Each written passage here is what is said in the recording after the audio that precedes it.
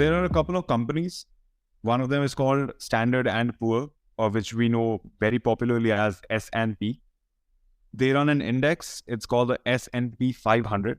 It basically comprises of the top 500 companies in the US based on their size. The larger the company, the larger the share of the company within that index.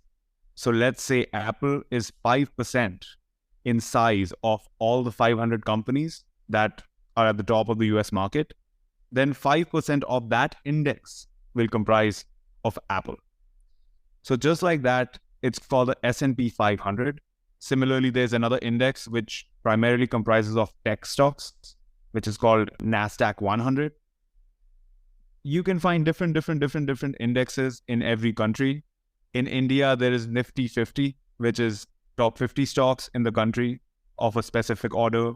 In India, there's also the Sensex 500, which is similarly predicated on what kind of stocks there will be inside. There's this way for a common investor to go in and invest in all of these companies and invest in the future of a country and the future of the businesses of a country altogether, instead of going and nitpicking each single stock, which company will do well, which company will become the next Netflix. So essentially, what this allows you to do is one of the biggest things in investing, or what you're told when you want to go into investing, is that you should have a diversified profile. You should invest in companies which have sound financial numbers and things like that. So all these indexes that we've spoken of are primarily the large cap indexes of the given country, which is usually the best or the biggest companies in the country.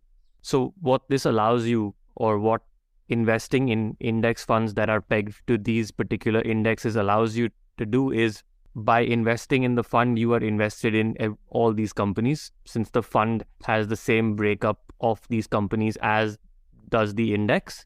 The example Apple that we gave you earlier. So if Apple, say, makes up 5% of the S&P 500, Apple will also make up 5% of the particular index fund that you have invested in, which is pegged to the S&P 500.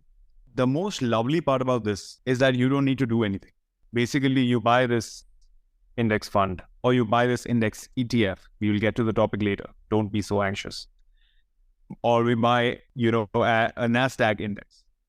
As the companies grow, they enter your portfolio. As the companies fall out, they exit your portfolio. So your portfolio at all times is comprised of companies that are doing well within their own segments, and as a comparative of the rest of the market in the US, in India, in Europe, or whichever index you pick.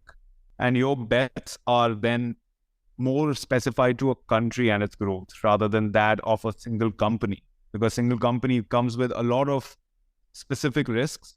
So what specific risk would mean is, let's say you bet on an oil company and their large oil shipment just drowns in the sea, and now they don't have anything to ship.